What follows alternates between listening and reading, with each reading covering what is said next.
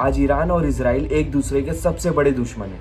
लेकिन क्या तुम जानते हो, एक टाइम पे ईरान इजराइल का सबसे बड़ा सपोर्टर था। हाँ, oil supplies, secret deals, intelligence sharing, सब कुछ होता था। लेकिन तब ऐसा क्या हुआ कि दोस्ती सीधा नफरत में बदल गई। ये स्टोरी है पावर, पॉलिटिक्स और एक ऐसे रिवॉल्यूशन की जिसने मिडल ईस्ट का फ्यूचर ही बदल दिया था। 1948 मिडल ईस्ट में एक नया देश बना, इजराइल।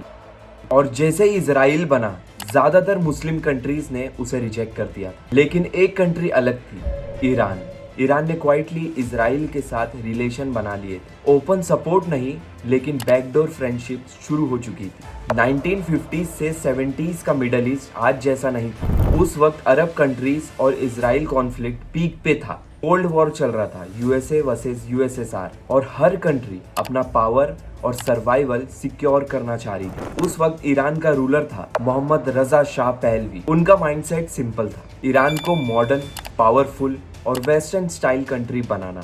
इसलिए यूएसए का close ally, anti communist USSR के अगेंस्ट रीजनल पावर बनना चाहते थे। लेकिन इजराइल से दोस्ती क्यों हुई, ये सबसे इंपॉर्टेंट क्वेश्चन है। ईरान मुस्लिम कंट्री होने के बावजूद इजराइल के सपोर्ट में उसके साथ क्यों गया?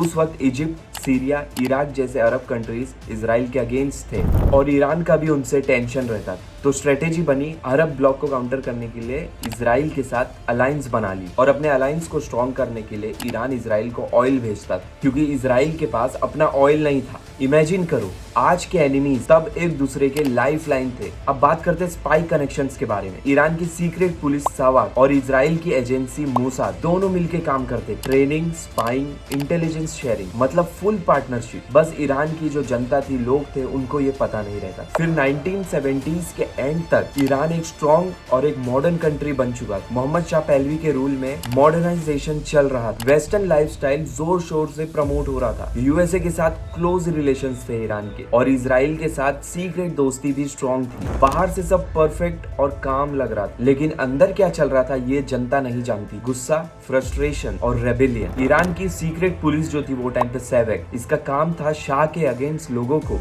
आइडेंटिफाई करना, प्रोटेस्टर को कंट्रोल करना। लोग सवाक से डरने लगे थे। इसने पब्लिक एंगर को, जनता की गुस्से को और भड़का दिया। लेकिन सबसे पावरफुल फैक्टर ये था कि रीजनल और वेस्टर्नाइजेशन आमने सामने आ गए। ईरान एक इस्लामिक सोसाइटी, लेकिन जो शाह था वो वेस्टर्न कल्चर प्रमोट कर रहा था, सेक्युलर पॉलिसीज ला रहा था। लेकिन जो रिलीजियस लीडर थे उस वक्त ईरान में, उन्हें ये बिल्कुल पसंद नहीं आया। दोस्तों, फिर क्या होना था? फिर एक पावरफुल लीडर की एंट्री होती है, रूहुल्लाह खामेनी। खामेनी एक रिलीजियस स्कॉलर थे।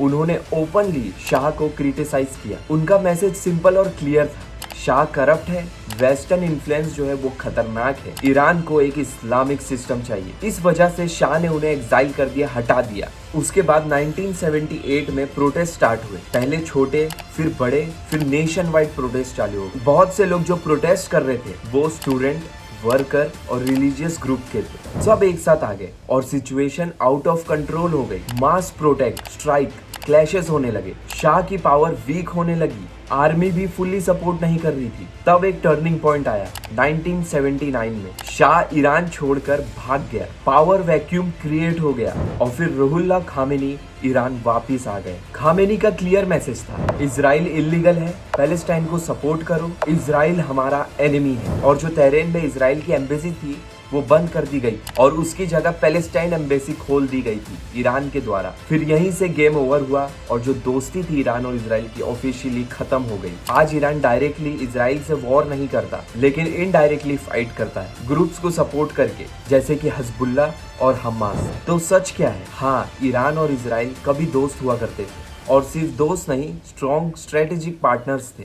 लेकिन एक रेवोल्यूशन ने पूरी आइडियोलॉजी चेंज कर दी और जियोपॉलिटिक्स ने सब कुछ बदल के रख दिया। दोस्तों, अगर तुम्हें ऐसे ही रियल जियोपॉलिटिक्स स्टोरीज पसंद है, इसे लाइक करो, शेयर करो और सब्सक्राइब करो फॉर मोर इंटरेस्टिंग स्टोरीज, क्योंकि दुनिया की सबसे इंटरेस्टिंग स्टोरीज हिस्ट्री के अंदर छुपी होती है। अस्सलाम वालेकुम।